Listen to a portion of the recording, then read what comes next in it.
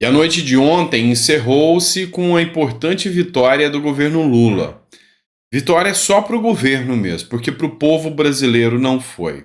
Ontem foi aprovado na Câmara dos Deputados o arcabouço fiscal. E a Folha de São Paulo trouxe um editorial sobre essa matéria e depois o Estadão também fez críticas e comentários sobre a aprovação desse arcabouço fiscal ou calabouço fiscal. Câmara dá vitória ao governo e aprova texto base do arcabouço fiscal com 372 votos. Preste atenção, até pessoas que foram eleitas no núcleo duro da base bolsonarista, que foram eleitos com a pauta do governo anterior, votaram em favor do arcabouço fiscal. Segundo eles, é péssimo, mas é o que tem. Sem o arcabouço fiscal, seria pior. Já outros tentaram, de toda forma, fazer obstrução, outros, ainda mais da oposição também, tentaram fazer obstrução, mas não conseguiram. Foi aprovado, é ruim, é péssimo, e a gente vai tecer alguns comentários sobre isso aqui para vocês. Arcabouço fiscal.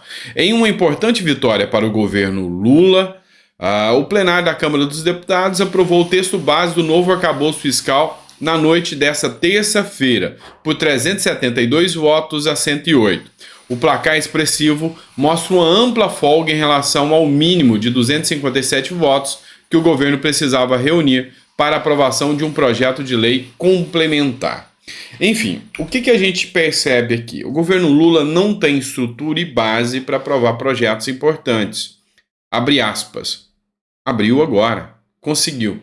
Enfim, várias outras pautas do governo não estão andando, tanto é que os deputados e senadores estão tendo que votar a nome de rua. É o nível dos projetos que estão circulando na Câmara dos Deputados.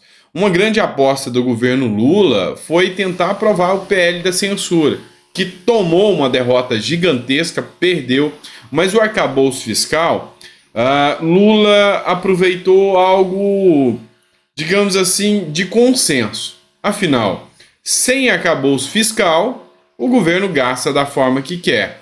Com o arcabouço fiscal, também gasta da forma que quer, mas com algumas ressalvas. Então, assim, foi uma importante vitória para o governo Lula. O jornal Estadão trouxe aqui críticas e chegou a chamar o arcabouço fiscal de um verdadeiro placebo fiscal, ou seja, não vale de nada. E o Haddad mesmo, depois de aprovado o arcabouço fiscal, desfez a mentira que tinha sido contada por eles mesmos, tá? Com o aumento de despesas e queda nas receitas, o governo admite que déficit primário neste ano será pior que o projetado. O arcabouço já parece insuficiente para estabilizar a dívida. Placebo fiscal. É hora do país rever seus números e projeções com pragmatismo e transparência. Do contrário, estabilizar a trajetória da dívida pública continuará a ser uma meta intangível. Eu vou traduzir para vocês o que o jornal O Estado de São Paulo trouxe. Nós estamos todos ferrados. É isso que ele quis explicar, mas com palavras bonitas. Tá? Na prática, inventaram esse tal de arcabouço fiscal. A sanha do governo petista é uma sanha de gastar dinheiro como se não houvesse amanhã. Você e eu somos quem pagamos esse dinheiro que você não vê voltar para a população.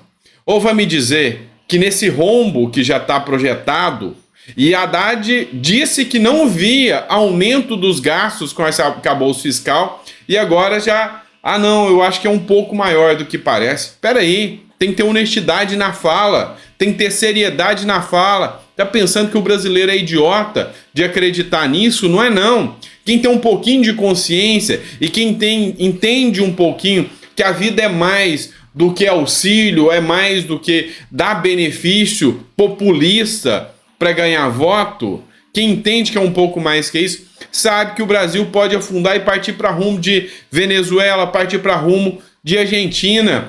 Tá aí, as matérias estão anunciando, o próprio Estadão está anunciando. A gente está indo no caminho da Argentina. Está indo no caminho da Argentina. E ninguém parece simplesmente se importar com isso. Esse é o grande ponto. Esse arcabouço fiscal não tem a responsabilidade que precisávamos para o Brasil crescer. E agora, o governo, com a gastança desenfreada, com a sanha de gastar o dinheiro público, mais uma vez vai colocar o brasileiro em maus lençóis. Isso é fato, tá? Bora lá, vamos trazer outra matéria aqui para vocês. Muita gente se pergunta, mas peraí, será que o judiciário, que se tornou um braço ativista da política brasileira hoje, ele vai ter alguma responsabilização? Será que existe algum mecanismo de freios e contrapesos, check and balance, que pode alcançar o judiciário? Achei interessante uma matéria que foi divulgada aqui no Terra Brasil Notícia e diz o seguinte: uma CPI do judiciário poderia convocar ministros do STF? Eu já debrucei sobre esse assunto aqui com vocês. Vamos lá. Uma CPI que é instaurada no Congresso Nacional, ela tem poderes próprios de órgãos judiciais. Próprios dos órgãos judiciários. Ou seja, ela pode fazer a quebra do sigilo telefônico, ela pode convocar pessoas, ela pode intimar pessoas. Então, a regra não está clara, não tem nada definido, não tem nenhuma lei que fale, olha, ministros do Supremo poderão ser convocados, ou o presidente da República poderá ser convocado.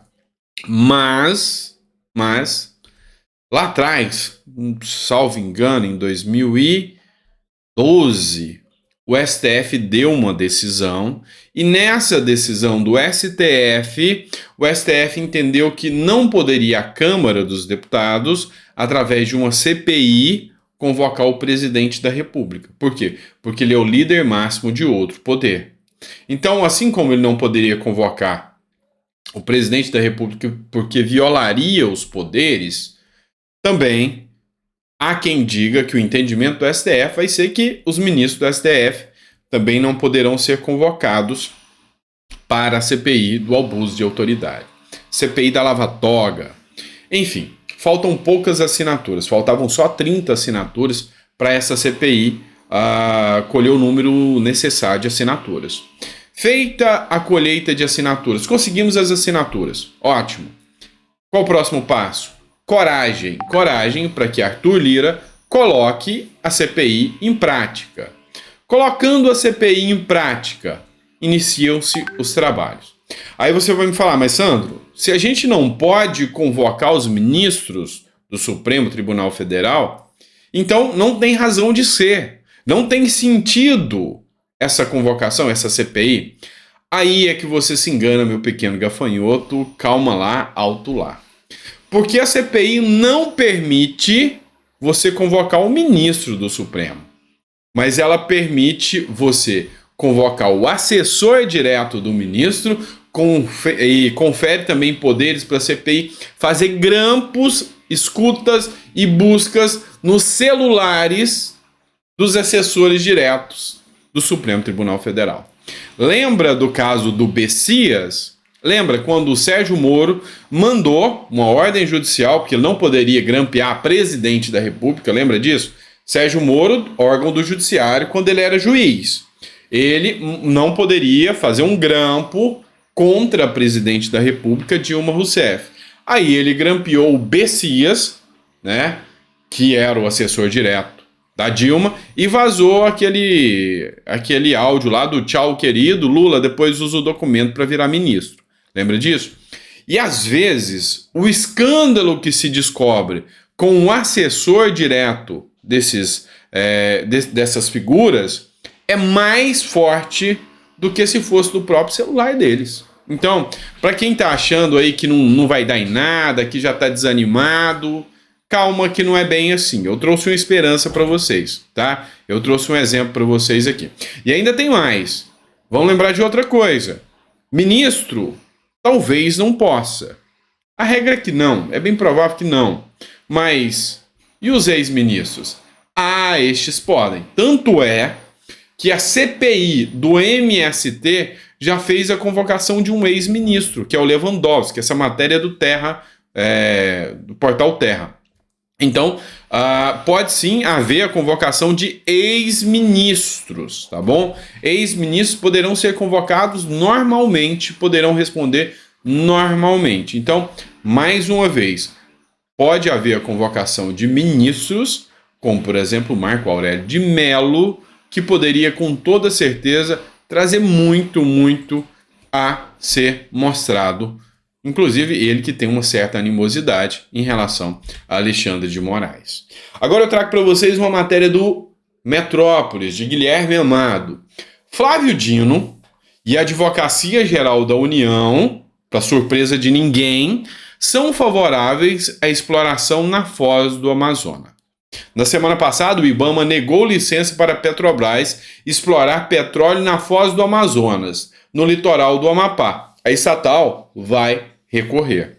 Ou seja, sabe aquele discursinho ambientalista que muita gente aí comprou? Lula é a favor da Amazônia, Lula vai salvar o meio ambiente, Lula vai salvar o mundo. Pois é, balela. Lula, o comunista Flávio Dino, a AGU, que hoje funciona como advocacia pessoal, não do governo, mas do Lula. Do Lula. Porque aquilo que o Lula quer, a vontade do Lula, ele simplesmente trava brigas contra órgãos que são do seu próprio governo.